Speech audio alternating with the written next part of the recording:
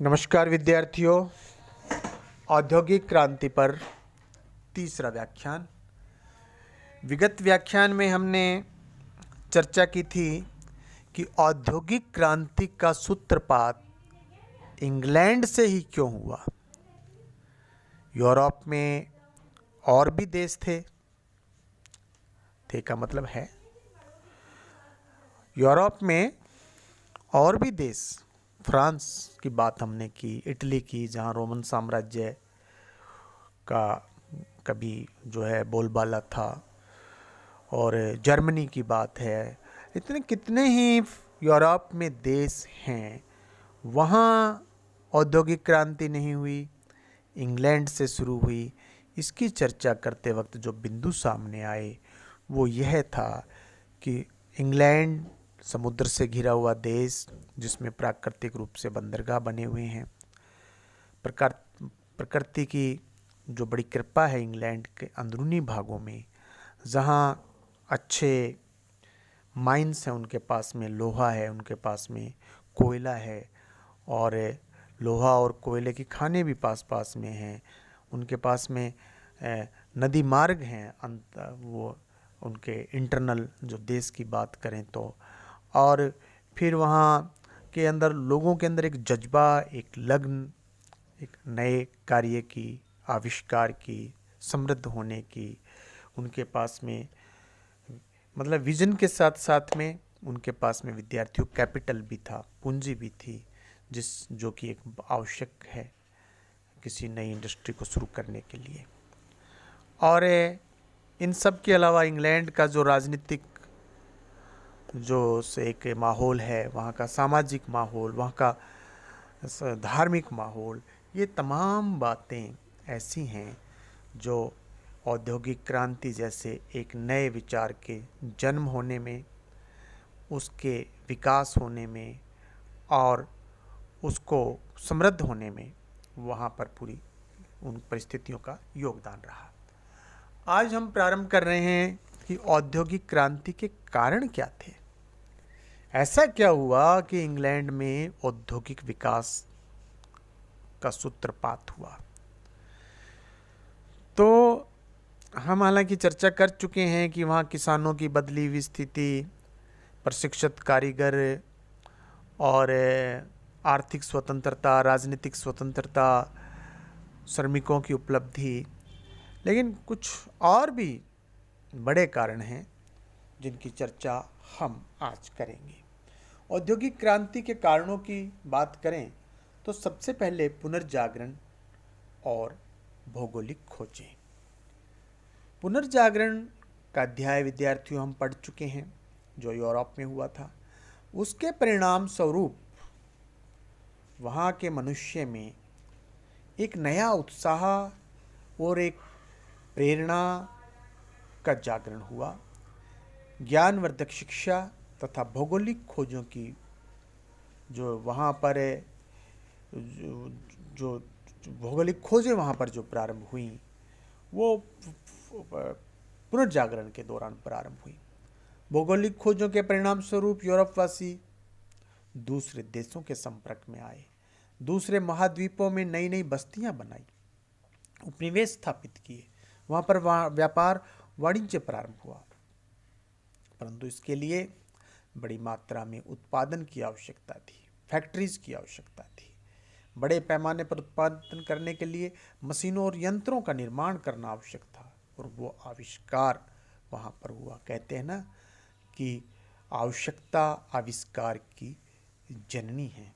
इस प्रकार पुनर्जागरण औद्योगिक क्रांति का एक कारण बना। जनसंख्या में वृद्धि दूसरा। यूरोप में जनसंख्या की अत्यधिक वृद्धि भी क्रांति का एक कारण है। जो जो यूरोप की जनसंख्या बढ़ती गई, त्यों त्यों वहाँ की जो रोज की ज़रूरतें हैं, खाद्यान्न हैं, उसकी समस्या वहाँ प्रारंभ हो गई। क्योंकि अब खेती के द्वारा जनसंख्या को रोजगार देना भी संभव नहीं था, अतः अधिक का अधिक लोग उद्योग धंधों की तरफ बढ़ने लगे। दूसरी बात यह भी है कि जनसंख्या वृद्धि के कारण दैनिक उपयोग की वस्तुओं की मांग भी बहुत बढ़ गई।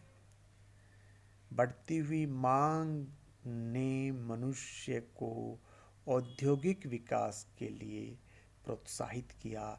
इससे उद्योग धंधों का विकास हुआ और उनके अंदर नई नई टेक्नोलॉजी आती गई और वो फलते फूलते गए। तीसरा है वहाँ के जीवन शैली में बदलाव, रहन सहन के जो उनका स्टाइल है उसमें वृद्धि, लाइफ स्टाइल जो है उनका चेंज है। वहाँ जो जो मनुष्य को सुविधाएं मिलती गईं, त्यों त्यों उसका रहन सहन, खान पान ये सब उन्नत होता गया। आवश्यकताएं भी बढ़ी। बढ़ती हुई आवश्यकताओं से औद्योगिक विकास को बहुत बल मिला। वस्तुओं के उत्पादन की वृद्धि ने भोग विलास की सामग्री का सृजन किया। अमीर लोग जिनके पास धन का अभाव नहीं था, अपनी शान शौकत बढ़ाने के लिए अत्यधिक मात्रा में वैभव विलास की वस्तुएं खरीदने लगे। इस प्रकार मांग बढ़ती गई और बढ़ती हुई मांग के साथ साथ औद्योगिक विकास भी बढ़ता गया। चौथा कारण विद्यार्थियों, विदेश से फ्रांसीसी क्रांति का योगदान, जो कि यूरोप में फ्रांस वहाँ पे जो क्रांति हुई थी। फ्रांसीसी क्रांति ने भी औद्योगिक क्रांति के विकास में महत्वपूर्ण योगदान दिया। नेपोलियन बोनापार्ट ने अपनी महत्वाकांक्षाओं की पूर्ति के निमित्त संपूर्ण यूरोप को युद्ध में धकेल दिया। इस उलझन को सुलझाने का भार इंग्लैंड पर पड़ा। इंग्लैंड को न केवल अपने सैनिकों की अपितु अपने साथी देशों के सैनिकों की आवश्यकताओं को भी पूरा करना पड़ा। इसके लिए उत्पादन के तरीकों में सुधार करना आवश्यक था। युद्ध समाप्ति के बाद इंग्लैंड में बेरोजगारी भी फैल गई। इस बेकारी को दूर करने का एकमात्र उपाय था अपने रोजगार के अवसर पैदा करना, उद्योग धंधों का विकास करना, जिससे उत्पादन भी बढ़े, लोगों को रोजगार भी मिले।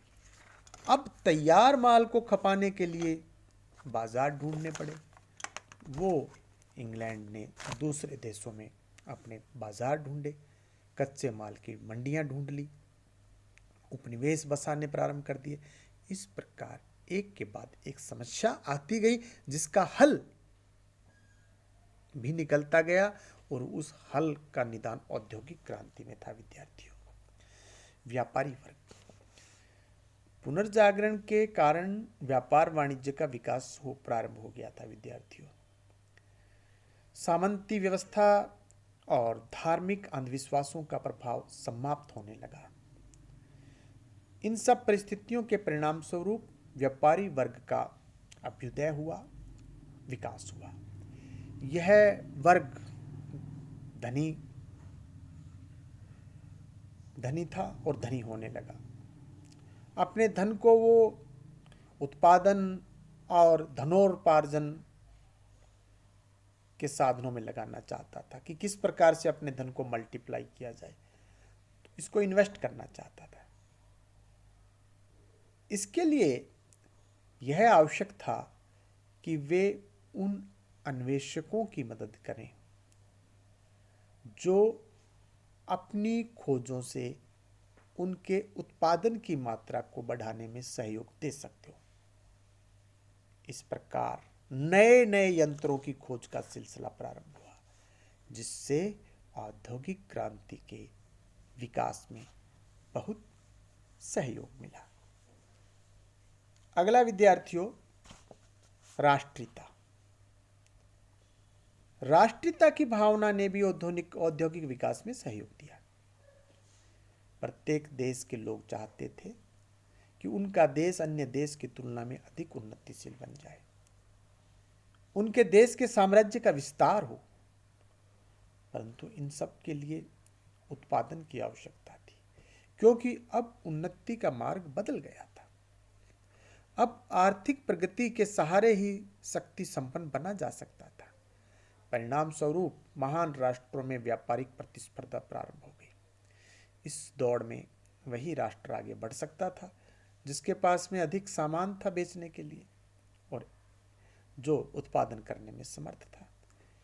इंग्लैंड ने जो विशाल साम्राज्य खड़ा किया था उसकी सफलता का एक कारण यह भी था। अब विद्यार्थियों, ये जो औद्योगिक क्रांति हुई, ये अब हमें करना यह है इसको आगे अध्ययन में कि औद्योगिक क्रांति का जो किन किन क्षेत्रों में क्या वो स्वरूप रहा, चाहे बात हो एग्रीकल्चर की, ट्रांसपोर्ट की हो, इंडस्ट्री की हो, इकोनॉमी थ्योरीज की हो, पॉलिसीज की हो, ये सब अब हम करना चाहते हैं। पहले हम करते हैं कृषि के क्षेत्र में जो विकास हुए उनके बारे में। देखिए, जिस समय इंग्लैंड में औद्योगिक क्रांति का सूत्रपात हुआ था उस समय किसानों को बहुत मेहनत करनी पड़ती थी क्योंकि खेती परंपरागत थी। हल था, बैल था, किसान था। चूंकि औद्योगिक क्रांति का कृषि से घनिष्ठ संबंध है, अतः इस क्षेत्र में वैज्ञानिक तरीकों से काम करने और कृषि उपयोगी मशीनों को बढ़ाने की आवश्यकता अनुभव की जाने लगी। क्योंकि ज्यों-ज्यों कारखाना प्रणाली का विस्तार बढ़ा, शहरों की आबादी बढ़ी और अधिकाधिक लोग कम आत्मनिर्भर रहने लगे। अब गांव के किसानों को शहर में रहने के लिए भी अधिक धन और कारखानों को अधिक कपास का जो है वो आवश्यकता था।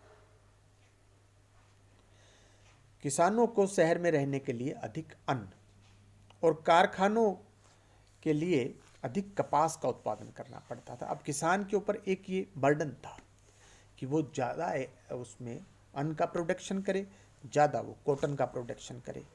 इस प्रकार कृषि जन्य वस्तुओं की मांग बढ़ती जा रही थी क्योंकि एक तो पॉपुलेशन बढ़ रही थी तो उसको खाद्यान्न चाहिए था।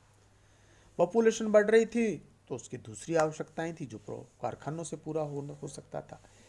एक और कारण भी कृषि क्रांति में सहयोग ही रहा। अब तक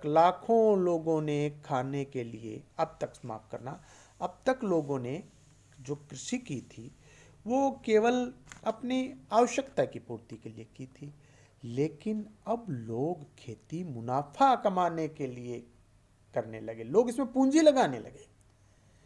पूंजीपति लोग कृषि में इन्वेस्ट करके इस क्षेत्र से भी अधिक लाभ उठाने की सोचने लगे, परंतु पुराने ढंग से की जाने वाली खेती से यह संभव नहीं था।